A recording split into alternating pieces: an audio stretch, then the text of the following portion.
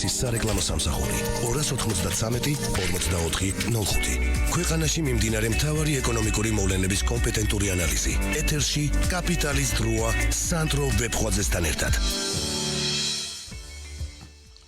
საღამოშდობის ქალბატონებო და ბატონებო, ეს თქვენი კაპიტალია რადიო Georgian Times-ის ეთერში FM 92.3-ზე, გავაზობთ ტრადიციულად შაბათ-დღეა და გამონაკლისს არუშვებთ ანალიტიკური ფორმატის გადაცემას, სადაც საინტერესო სტუმრებთან ხოლმე როგორც წესი, საინტერესო ბიზნეს და ეკონომიკური მიმართულებით ვსვავთ ხოლმე აქცენტებს. გამონაკლისი დღესაც არ იქნება და მინდა წარმოგიდგინოთ ჩემთვის ძალიან პატივსაცემი ადამიანი, ჩვენი გადაცემის სტუმარი, საქართველოს ბიზნეს ეროვნული ლიგის ერთ-ერთი დამფუძნებელი ბატონი ირაკლი ეფრემიძე, რომელმაც გამონახა დრო და არის ჩვენთან დღეს სტუმრად. მოგესალმებით ბატონო ირაკლი, ძალიან დიდი მადლობა რომ ხართ ჩვენთან ერთად.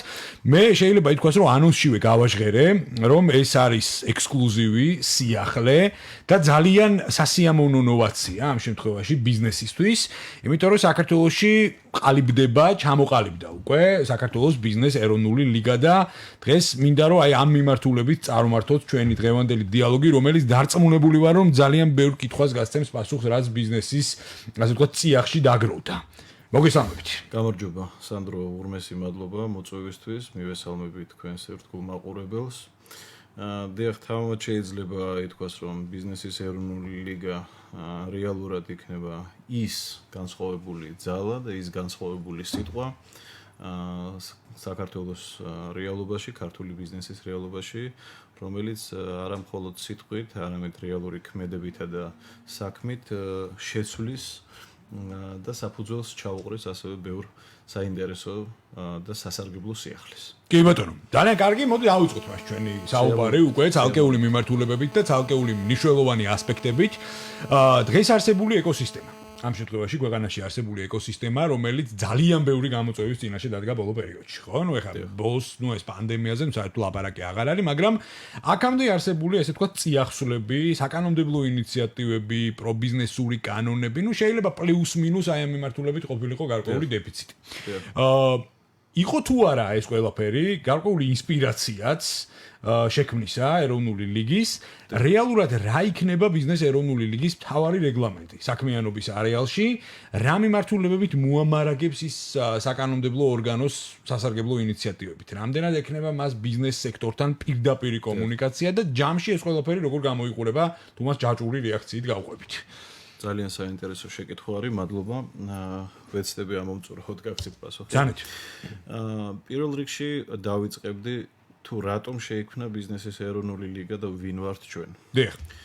ბიზნესის ეროვნული ლიგა და სახელით ძალიან მნიშვნელოვანი არის ჩემი აზრით, ჩვენ შეგნებულად ვიხმარეთ ტერმინი ეროვნული, რათა წინ წამოგვეწია ჩვენი ცენტრალური ფილოსოფია, რომ დიახ, ჩვენი ჯანსაღი სურვილი და ამბიცია არის ის, რომ შევქმნათ ქართული ეკონომიკური მოდელი და შესაბამისად სიტყვა ეროვნულიც პირდაპირ პროპორციული არის ამ მოცემულობის. აქ არის შეკრებილი ადამიანთა ერთობა, ძალიან საინტერესო ადამიანები, დარგების მიხედვით, პროფესიონალები, რომელთაც სიტყვა ეთქმით ქართული ბიზნესისა და არა მხოლოდ ქართული ბიზნესის მასშტაბით. ჩვენ დიდი ხნის განმავლობაში გარკვეული ტიპის კონსულტაციებს გავდიოდით ბიზნესის სხვადასხვა წევრებთან და ბუნებრივია გარკვეული ტიპის კრიტერიუმებიც დავაწესეთ და დავიწესეთ კიდევაც იმ ეთიკის კოდექსისა და მიღების საფუძვლებისა წევრების, ვინც დამფუძნებელთა შორის უნდა ყოფილიყო ბუნებრივია.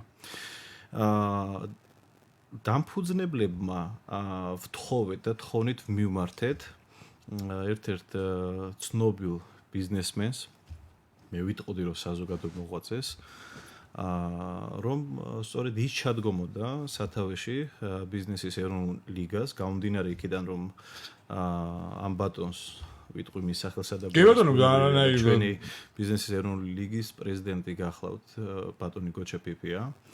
და რატომ გოჩა-ფიფია? სწორედ იმიტომ, რომ მას გააჩნია სამი ეპოქის უდიდესი გამოცდილება, როგორც ბიზნესის, ასევე ცხოვრებისეული, არაერთი ქარტეხილი გადაუვია მას და ბუნებრივი არის, რომ ჩვენი ერთობის ხელმძღვანელად ვის თუ არა მას ვისურვებდით ზუსტად საწყის ეტაპზე, რომ ყოფილიყო ჩვენი ხელმძღვანელი და სწორი მითითებებით და რეკომენდაციით, ესე ვთქვათ, გაგვიძღვება უახლოესი 1 წლის განმავლობაში. ახლა რაც შეეხება უშუალოდ ლიგის ფილოსოფიას, ლიგის ფილოსოფია პირველ რიგში ეფუძნება მას, რომ ეს არის ერთობა, რომელიც მხარს უჭერს ბიზნესს, ქართულ ბიზნესს, ამავდროულად ჩვენი იურიდიული გუნდი, იურისტების გუნდი შესაბამის ბიზნესებს, რომელთაც სხვადასხვა მიმართულებით აქვთ პრობლემა, იქნება ეს საკანონმდებლო, იქნება ეს სამართლებრივი, თუ იქნება ეს საბანკო მიმართულებით, შესაბამისი უფასო კონსულტაციას გავუწევთ და არა მხოლოდ უფასო კონსულტაციას, არამედ ჩვენს ასოციაციაში, ლიგაში იქმნება სპეციალური იუნიტი, დაჯგუფება, ეს არის პროფესიონალ იურისტთა და სამართალმცოდნეთა ჯგუფი, რომლებიც ახალ საკანონმდებლო ინიციატივებზე აქტიურად იბუშებიან და შესთავაზებენ ხელისუფლებასა და საზოგადოებას მომავალში, რომ განხორციელდეს და დაინერგოს გავსი ტიპის ინიციატივა. ახლა სამი მართულებაზე გავამახვილებდი ძირითადად ყურადღებას, რაც მეტადრე აქტუალური არის დღევანდელ ვითარებაში. პირველი რა თქმა უნდა ბიზნესის ინტერესებიდან გამომდინარე ჩვენ ვიწყებთ სასამართლო საკითხით, რომელიც ესოდენ ღრმა კრიზისში არის, ჩემი მოგზაურებული აზრით. ნუ ბიზნეს დაავები ვერანაირ კრიტიკას ვერ უძლებს ამ კი ბატონო. მხარეები პრაქტიკულად გამოსავალს ვერ პოულობენ და გარკვეულწილად ეგრეთ წოდებული როგორ გითხრათ, ჰუმანიტარული ხაზით მიმდინარეობს პრაქტიკულად ბიზნესის სამართლის აღსრულება, რაც მგონია რომ ძალიან არასწორი არის. ერთი მარტივი მაგალითი შემიძლიათ მოგახსენოთ, ეს არის ყადაღა, მაგალითად, თქვენ თუ გაქვთ ბიზნესი, შეიძლება ყადაღა დაგედოთ საჩივრის საფუძველზე სულ რაღაც რამოდენიმე საათში, ერთ დღეში, ხოლო თუ მისი მოხსნა გნებავთ, ამ შემთხვევაში თქვენ 3 თვე უნდა ელოდოთ. კი ბატონო. და ყოველი დღე ბიზნესისთვის და მათთვის, ვინც ბიზნესში არის, ყველა მიცის კარგად, თუ რაოდენ მნიშვნელოვანი არის ბიზნესისთვის ყოველი დღე და მით უმეტეს 3 თვე, 90 დღე რიგი ბიზნესისთვის, განსაკუთრებით მათთვის, ვინც წარმოების ნაწილში არის წარმოდგენილი, ბუნებრივია, რომ შეიძლება დამღუპველიყო, ჩვენ ამაზე უბრალოდ ვერ გავჩვენდებით. არ შეიძლება ეს იქნება ამ ქვეყნის მტრობა, რომ ამ საკითხზე ღიად არ ვისაუბროთ და ჩვენმა პროფესიონალურმა გუნდმა ეს საკითხი შესაბამის დონეზე არ დააღებინოს. კი ბატონო, ნუ პირველი ინკასო. შემდეგ. საკითხი ნომერი 2, ეს არის ბანკები. ბანკების მიმართულებით გამოყოფთ ერთ ძალიან საინტერესო საკითხს. წარმოიდგინეთ, რომ ჩვენ გვაქვს ბიზნეს გეგმა, მოდიან ჩვენს ოფისში, ისინი სწავლობენ ჩვენს ბიზნესს, მათ მიაქვთ ჩვენი შემოსავლები, მათ სრული ეგრეთ წოდებული ინსაიდერული ინფორმაცია გაქვთ ჩვენგან და სულ რაღაც ერთი კვირის თავზე გვიკავშირდებიან და გვეუბნებიან, რომ უკაცრავად ამ ეტაპზე ჩვენს საკლიენტო ხაზში ვერ ჩავსვამთ.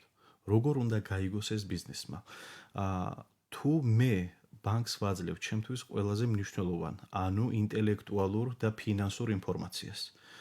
და რამოდენიმე ხანში ვხედავ, რომ მისი განხორციელება მოხდა სხვა ჯგუფების მიმართ. ბუნებრივია, რომ შეიძლება მქონდეს ლოგიკური და არგუმენტირებული ეჭვი, რომ ვიღაცამ ან ჯგუფმა ადამიანებისა ჩემი იდეა უბრალოდ მიითვისეს. ამიტომ აქ აუცილებელი არის კონტროლისა და მონიტორინგის ის მექანიზმი, რომელიც მე როგორც ბიზნესს ან როგორც სტარტაპს საშუალებას მომცემს, რომ ვირწმუნო ბანკისგან მიღებული არა არგუმენტის საფუძველზე, შესაბამისად აუცილებელია, რომ არსებობდეს ისეთი ტიპის ინსტიტუტი ან ისეთი ტიპის ორგანიზაცია, რომელიც აი ამ ყველაფერს ფორმაში მოიყვანს, აჟურში მოიყვანს, რომ ისევე როგორც ბანკისათვის, ასევე კლიენტისთვის კომფორტული იყოს ურთიერთობა და დაცული იყოს ორივე მხარე გარკვეული ტიპის გაუგებრობებისაგან, რაც საქართველოში სამწუხაროდ ძალიან ხშირად ხდება. კი ბატონო, ნუ მეორე გამოიკვეთა ამ შემთხვევაში საბანკო სექტორი. კი ბატონო. მესამე და შემდეგ უკვე ჩავშალოს თითოეული მიმართულება. მესამე და პირადად ჩემთვის ძალიან მტკივნეული საკითხი, იმიტომ რომ მე წლების განმავლობაში მუშაობ საინვესტიციო მიმართულებით, ამ მიმართულებით მე ვმუშაობდი იორდანიაში, მუშაობდი დუბაიში და ამავდროულად ინდოეთში. ეს არის უშუალოდ ინვესტორისა და ქვეყნის დამოკიდებულება და ურთიერთობა ერთმანეთთან. მე შემიძლია სანდრო გითხრა სულ რამოდენიმე დღის ამბავი, რომ ჩემი მეგობარი, ინვესტორი, ბუნებრივია ვერც სახელსა და გვარს ვერ ვიტყვი, ახლა პირდაპირ ეთერში მოვიწვიეთ საქართველოში. და აბსოლუტურად ესე ვთქვათ, უმიზეზო საფუძვლით ის საზღვრიდან გააბრუნეს უკან ადამიანი, რომელიც ფინანსური მონაცემები და საინვესტიციო პორტოფოლიო საქვეყნოდაა ცნობილი და საკმაოდ ძლიერ საფინანსო ჯგუფსა და კომპანიას წარმოადგენს. პირველი რომ ჩვენ პრაქტიკულად არ გვაქვს ეგრეთ წოდებულ investment policy management, ანუ საინვესტიციო პოლიტიკის მენეჯმენტი.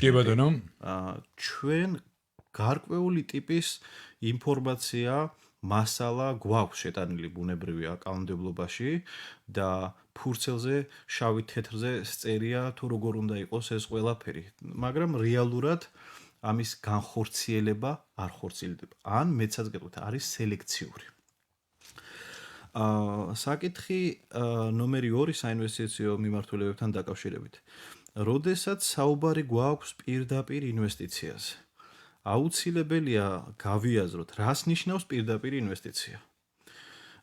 პირდაპირ ინვესტიცია ჩემთვის არის თანხის ის მოცულობა, რომლის აკუმულირება სრულად ხდება ქვეყნის ტერიტორიაზე და ინვესტორისთვის არის გარკვეული ტიპის ვალდებულებაც შესაბამის ბიზნესში შესვლა იმისათვის, რომ ადგილობრივი კადრი, პროფესიონალი კადრი დასაქმდეს.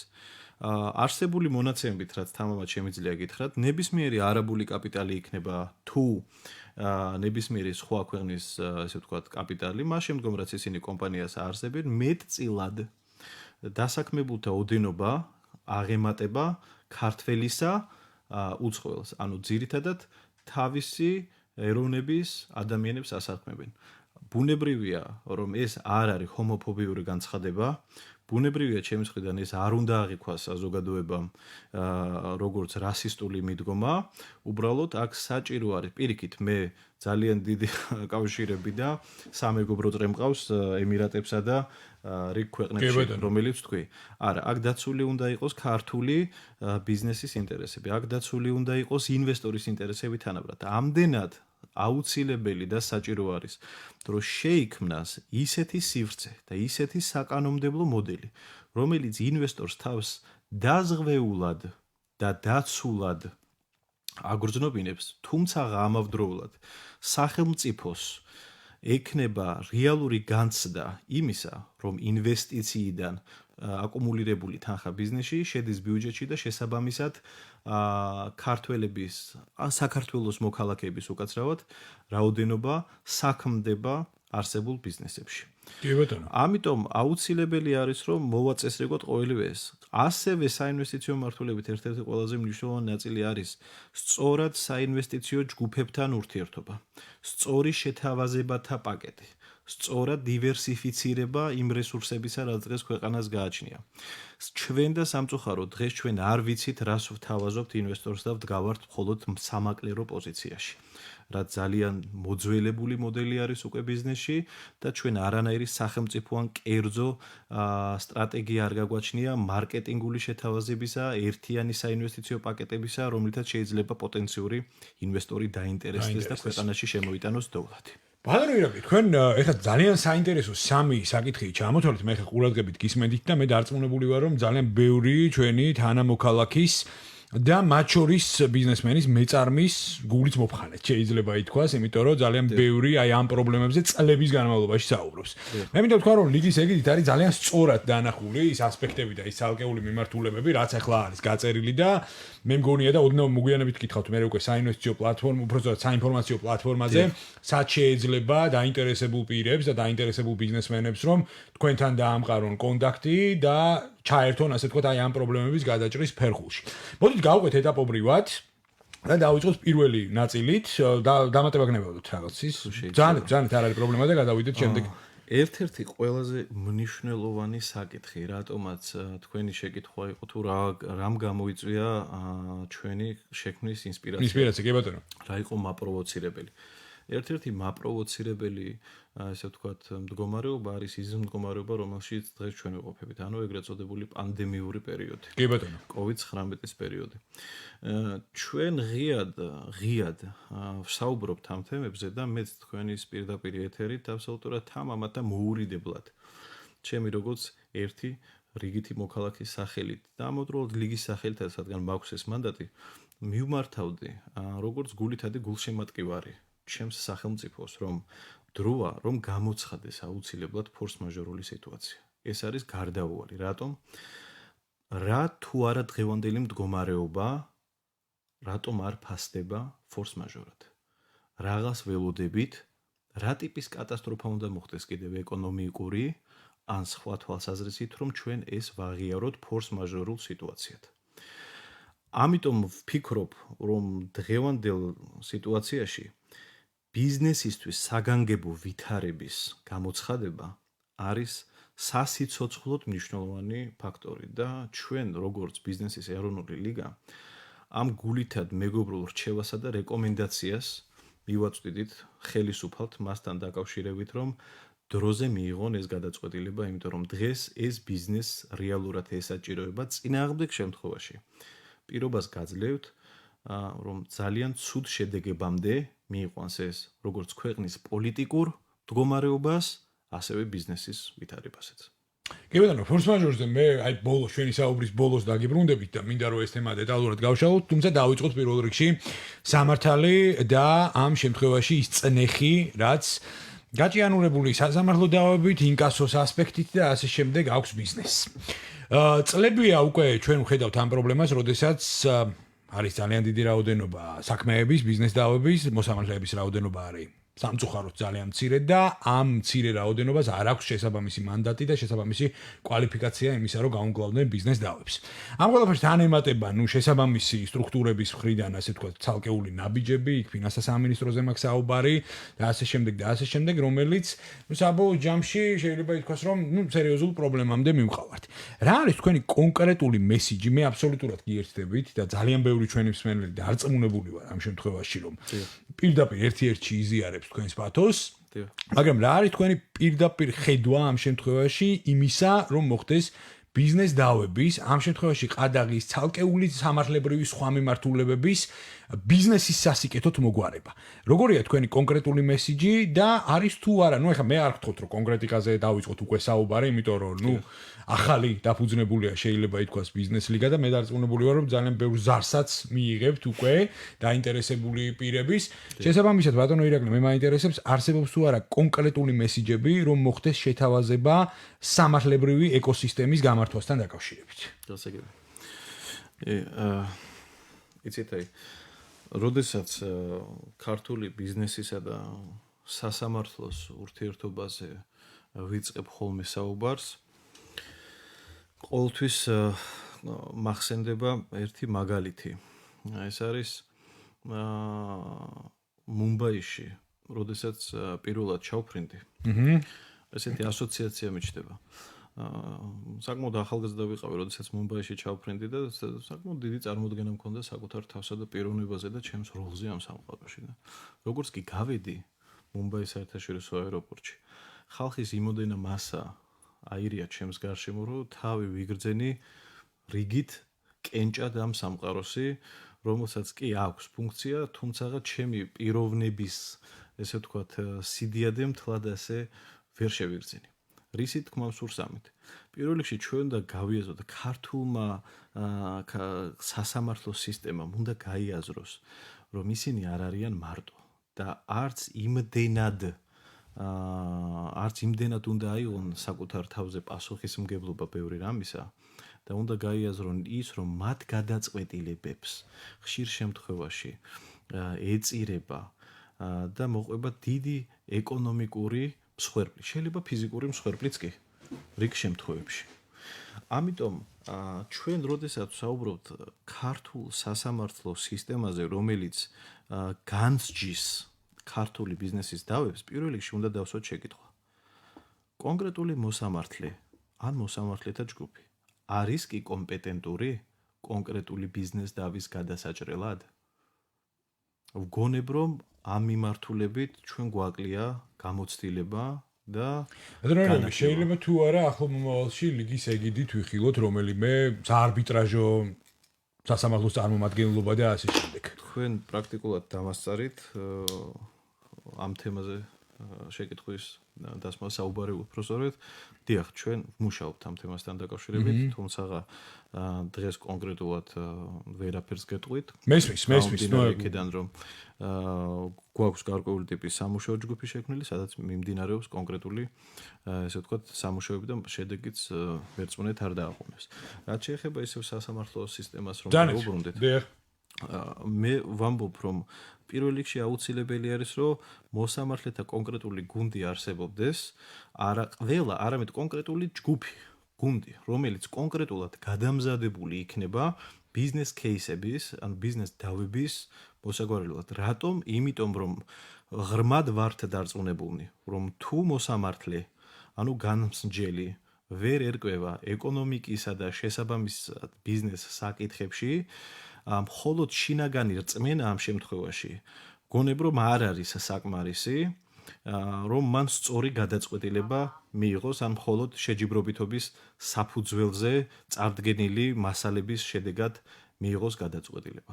ეს არის ერთ-ერთი კომპონენტი, ბუნებრივია, რომელიც აუცილებელი არის და ჩვენ დავსვამთ ამ საკითხს, რომ შეიცვალოს. საკითხი ნომერი 2 არის ის, რომ უნდა იყოს ტრანსპარენტული მსჯელობა, ანუ ღიად უნდა მიდიოდეს საუბარი და უნდა მიდიოდეს ღია პროტექცია ქართული ბიზნესის ეროვნული ლიგის მხრიდან. ანუ რაც უფრო ხმამაღლა, ღიად და სამართლიანად ვისაუბრებთ ქართული ბიზნესისა და სასამართლო ურთიერთობებზე, მით ნაკლები იქნება შანსი, რომ კონკრეტული ბიზნესი დაიჩაგროს. კი ბატონო, მე ამაში აბსოლუტურად გეთანხმებით. ბატონო, ეხლა რეკლამაზე გავიდეთ. რეკლამის შემდეგ უკვე დაუბრუნდეთ პირდაპირ ეთერში. ძალიან საინტერესო თემები დაგვრჩა განსახილავი, ნუ ცხადია ჩვენ ეხლა სამართლის თემას აუცილებლად დაუბრუნდებით. ეს არის საბანკო სექტორი, ეს არის ფორსმაჟორული სიტუაცია და ეს არის საინვესტიციო პოლიტიკა, რომელიც ქვეყანას გააჩნია და უნდა გააჩნდეს ამ შემთხვევაში რეკომენდაციების დონეზე შემოვიფარგლებით. ძალიან მალე დაგიბრუნდებით პირდაპირ ეთერში, ასე რომ შორს არ წახვიდეთ. ეთერში კაპიტალის დროა. რადიო ჯორჯიან ტაიმსის სარეკლამო სამსახური 293 44 05. უთხარი არავირუსებსა და ბაქტერიებს გერმანული პრეპარატი ნიზიტას უნიკალური მალამუდა სპრეი იცავს ცხვირის ლორწოვანს ვირუსული ინფექციების, ალერგენებისა და ბაქტერიებისგან. ნიზიტა ცხვირის ხრუში მუდმივად ინარჩუნებს ტუტე გარემოს, აქვს ანტივირუსული და ანტიბაქტერიული მოქმედება. ნიზიტას მალამუ ჩვილებისთვის და სპრეი მოზრდილებისთვის. ეფექტური მკურნალობისთვის არ გადაცვალოთ წამალი აფთიაქში ფარმაცევტის მიერ შემოთავაზებულ სხვა პრეპარატზე. 100,000 ლარი ყოველ შაბათს 8 ოქტომბრიდან 25 ნოემბრის ჩათვლით დააგროვე გათამაშების ბილეთები ნებისმიერ თამაშში და მოიგე შეზღუდვების გარეშე. ბეთლაივი გაერთო შესკემოზე. რადიო ჯორჯიან ტაიმსის დროით საქართველოში 17 საათი და 30 წუთია. თუ ავერსის მტრედი ბარათი გაქვთ, ნუ დაელოდებით ფასდაკლების დღეს. აირჩიეთ ავერსის აფთიაქებში ქრონიკული დაავადებების სამკურნალო 10 მედიკამენტი. განათავსეთ პირად სააფთიაქო თაროზე და ისარგებლეთ ყოველდღე ყველაზე დიდი ფასდაკლებით. ავერსი, ევროპული მედიკამენტები ყველაზე იაფად. სოკარის ქსელში ტრადიციული პარასკევის შაბათის აქციის დროს მოვიდა. ისარგებლე განახლებული ენერჯი ბარათით. მიიღე ბენზინსა და დიზელზე 14 თეთრიანი ფასდაკლება და დააგროვე 3 თეთრი ყოველ შეძენილ ლიტრზე. დაზოგე თანხა და დააგროვე ქულები სოკართან ერთად. ტრახისანი, ნომერ პირველი გერმანული პრეპარატი ყელის ტკივილისა და პირის ღრუს დაავადებების დროს ყველაზე ეფექტური საშუალებაა. ტრახისანის ტაბლეტები და სავლები გამოირჩევა ტკივილგამაყუჩებელი, ანტიბაქტერიული და ანტისეპტიკური ეფექტით. ტრახისანი ეფექტური მკურნალობისთვის არ გადაცვალოთ წამალი აფთიაქში ფარმაცევტის მიერ შემოთავაზებულ სხვა პრეპარატზე. გამოყენებისას გაიცანით ინსტრუქციას. გვერდითი მოვლენების შესახებ დეტალური ინფორმაციის მისაღებად მიმართეთ ექიმს. ედემის სახლი. უკვე საქართველოში 11 წლიანი გამოცდილება ხის სახლების მშენებლობაში. 1000-ზე მეტი დასრულებული პროექტის საერთაშორისო სტანდარტების დაცვით, ეკოლოგიურად სუფთა, ენერგოეფექტური და თქვენს მოთხოვნებზე მორგებული პრემიუმ კლასის კომპლექტაციით. ედემის სახლი. სახლი, რომლითაც იამაყებთ. 591 91 80 80. კავკასიის ავტოიმპორტი. ყველაზე მსხვილი ამერიკული ავტოაუქციონის კოპარტის ოფიციალური წარმომადგენელი კავკასიისა და უკრაინის ბაზრებზე. 16 წლის მანძილზე 200,000-ზე მეტი შესყიდული ავტომობილი და კმაყოფილი მომხმარებელი. ჩვენი გუნდი დაგეხმარებათ შეარჩიოთ და ჩამოიყვანოთ თქვენთვის სასურველი ავტომობილი. დისტანციურად შეამოწმოთ ავტომობილი. მიიღოთ გამოცდილი ექსპერტების დასკვნები, გარანტია ძრავზე, გადაცემათა კოლოფზე და გრძელვადიანი დაფინანსება. ეს ყველაფერი იმის გარანტია, რომ თქვენი ავტომობილი საბაზროზე 60%-მდე ნაკლები დაჯდება. კავკასიის ავტოიმპორტი, თქვენი კომფორტის გარანტი. დავით ტატიშვილის სამედიცინო ცენტრი ბინაზე გამოძახებით გთავაზობთ შემდეგ მომსახურებებს. კორონავირუსის PCR და SRAB ტესტირებას ანტიგენზე, ნებისმიერი სახის ლაბორატორიულ კვლევებს, ექთნის და სხვადასხვა პროფილის ექიმების მომსახურებას თქვენთვის სასურველ მისამართზე, ეკოსკოპიას. გამოძახებით სარგებლობა შეუძლიათ COVID დადებით პაციენტებსაც. გამოძახების გაფორმების მიზნით დაგვიკავშიროთ 2818 ან 591-882-144. დავით ტატიშვილის სამედიცინო ცენტრი თქვენი ჯანმრთელობის სადარაჯოზე. Krogobet.com-ზე სამაგიდო თამაშების უფასო ტურნირები განახლებული საპრიზო ფონდით გრძელდება. ითამაშე ნარდი, პურა, დომინო, შეუერთდი 84 ტურნირს ყოველ დღე. მოხვდი 350,000 გამარჯვებულ შორის და მოიგე წილის 3 მილიონი ლარიდან. Krogobet.com. გაერთე უსასრულოდ. შემოდგომა ზამთრის სეზონზე ვირუსის მორიგი შემოტევის მოლოდინში მოიმარაგეთ იმპლუციდი. იმპლუციდი აჩქარებს გამოჯანმრთელებას, სწრაფად ხსნის ვირუსული ინფექციის სიმპტომებს და თრგუნავს ვირუსის გამრავლებას. იმპლუციდი გერმანიაში წარმოებული ნატურალური პრეპარატი მოზრდილებისა და ბავშვებისათვის 1 წლიდან. ეფექტური მკურნალობისთვის არ გადაცვალოთ წამალი აფთიაქში ფარმაცევტის მიერ შემოთავაზებულ სხვა პრეპარატზე. რადიო ჯორჯიან ტაიმსის სარეკლამო სამსახური 293 44 05. რადიო ჯორჯიან ტაიმსი წარმოგიდგენთ. სამედიცინო გადაცემა პრევენცია.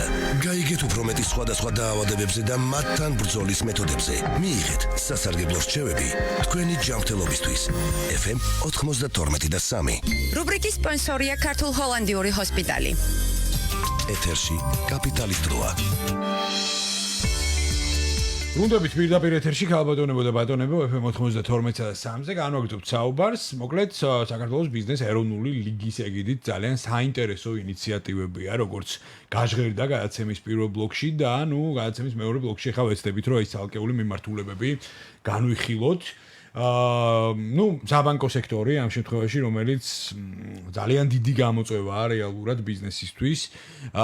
შეიძლება ითქვას, რომ ბიზნესის ძალიან დიდი ნაწილი საუბრობს თამამად იმაზე, რომ კაპიტალზე ხელმისაწვდომობა დღესდღეობით ბაზარზე არ არის გამარტივებული, აი ამ მიმართულებით პირველ რიგში ხელში შვერენ როგორც წესი კომერციული საბანკო სექტორისთვის, უბრალოდ იმ კაბალური პირობებისკენ, რაც ამ შემთხვევაში ფორმირდება ზოგადად ფულად საკრედიტო პოლიტიკის ჭრილში და ასე შემდეგ. რა მიმართულებით დასვავს ბიზნესის ეროვნული ლიგა საკითხს იმისთვის, რომ საფინანსო სექტორი, მოდით ასე ვთქვათ, გაცილებით უფრო ბიზნეს ფრენდლი იყოს, ეს ერთი და მეორე ამ შემთხვევაში ხო არ ფიქრობთ კიდევ უფრო გაამძაფროთ ინიციატივები საბანკო ალტერნატივების ჭრილში. გულისხმობ. კერძო საინვესტიციო მიმართულებები, საფონდო სტრუქტურა და ასე შემდეგ, ფასიანი ქაღალდების ბაზარი და ასე შემდეგ. აი საბოლოოდ რაც კლასიკურად არის ალტერნატივა კომერციული საბანკო სექტორის. აი ამ მიმართულებებით თუ ფიქრობთ გარკვეული ინიციატივების დასმას. მადლობა კიდევ ერთხელ შეკითხვისთვის. ბუნებრივია, რომ პირველ რიგში, როდესაც ვსაუბრობთ ბანკებზე, ჩემთვის ნომერ პირველი პრობლემა დღეს, რა თქმა უნდა, ვისაუბრეთ კიდევაც გადაცემის პირველ ნაწილში, ეს არის კონკრეტული ბიზნესის ან თუნდაც სტარტაპის იდეის დაცვა. რა მექანიზმებით უნდა მოხდეს მსგავსი ტიპის, ესე ვთქვათ, ბიზნეს მოდელის დაცვა და როგორ შეიძლება რომ რა მეთოდოლოგიითა და რა აქტივობებით შეიძლება რომ მივაღწიოთ იმ კონკრეტულ მიმართულებას, რომ ბანკებმა ანგარიშვალდებულად იგრძნონ თავი და უარის შემთხვევაში არგუმენტირებულად დაუსაბუთონ ბიზნეს თუ რატომ არ გაიცა მათზე სესხი და არა უბრალოდ რომ რიგითი ოპერატორი გირეკავს და გეუბნებათ, რომ უკაცრავად ბატონო სანდრო დღეს სამწუხაროდ თქვენი სესხი ვერ დამტკის და ან თუნდაც თქვენი სტარტაპი არ იქნა, ესე ვთქვათ, დაფინანსებული.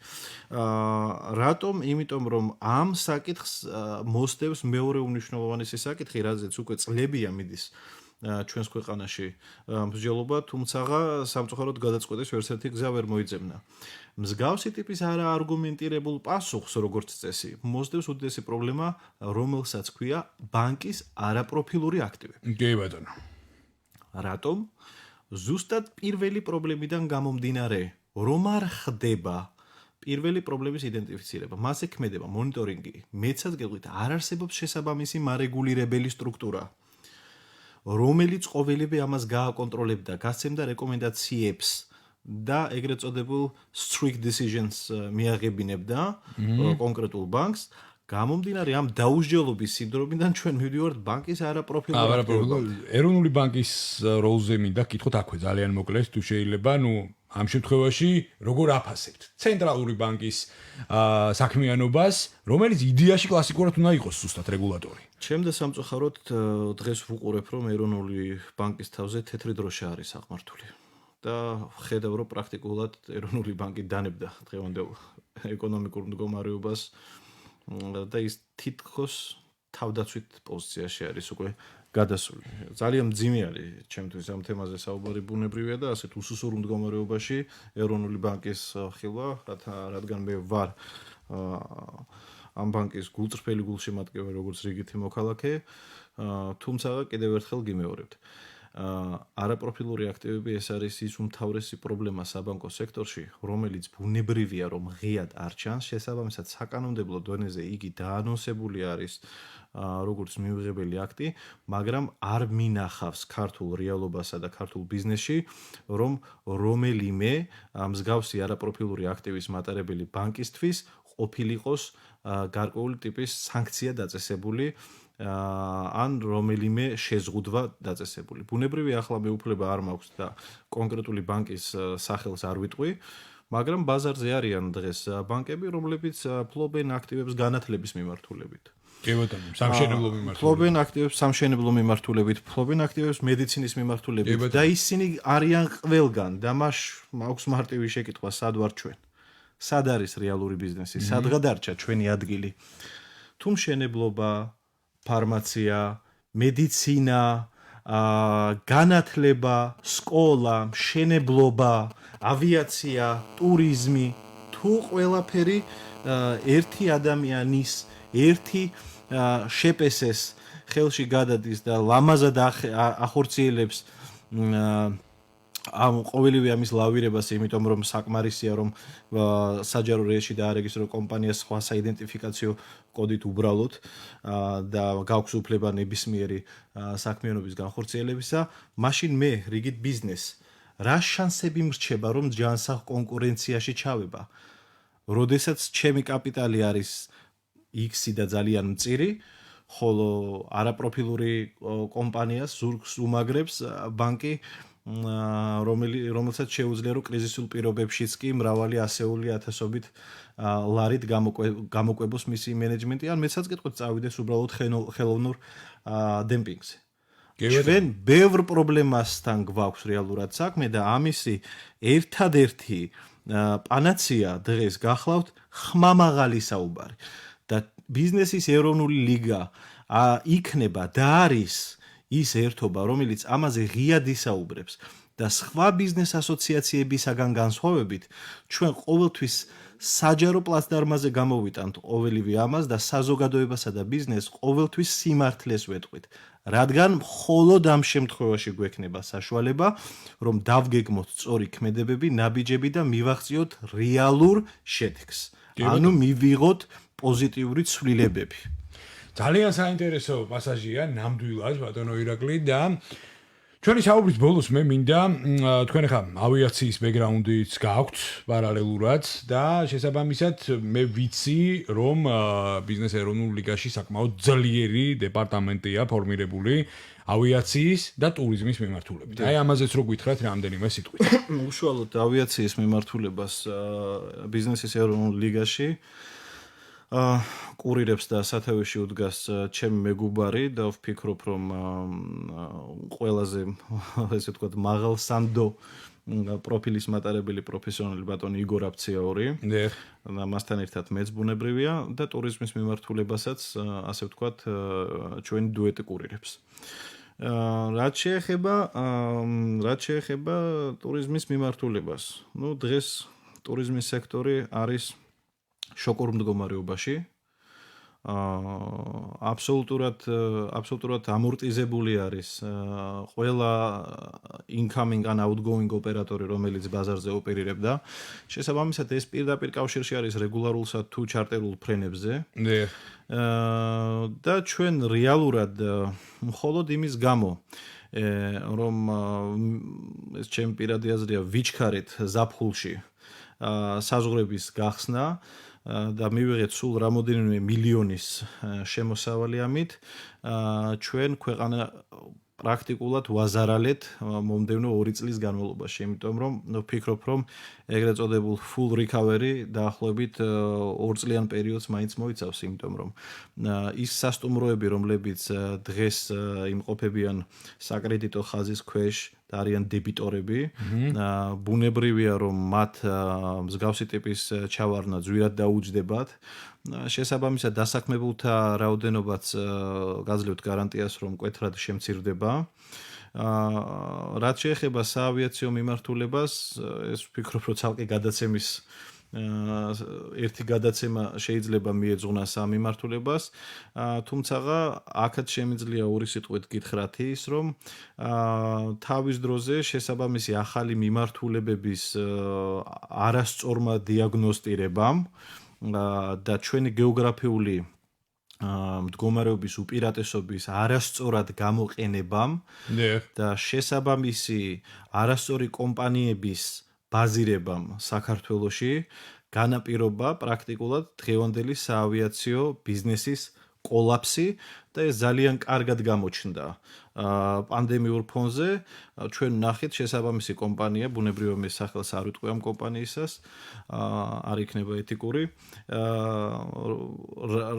რა ფასად აბრუნებდა ჩვენს თანამშრომლებს, ჩვენს თანამოქალაქეებს უცხოეთიდან საქართველოში. ანუ ღრმად ვარ დარწმუნებული, რომ საზოგადოება მიხვდა რომელ კომპანიაზეც საუბარი, მეცაც გეტყვით, პანდემიურმა პერიოდმა გამოაჩინა, რომ საქართველოს საჰაერო სივრცეში ჩვენ არ გვყავს ეგრეთ წოდებული არც ბიზნეს ალტერნატივა და არც ჰუმანიტარულ საავიაციო რესურსი იმისათვის, რომ ვმართოთ კრიზისული მენეჯმენტი.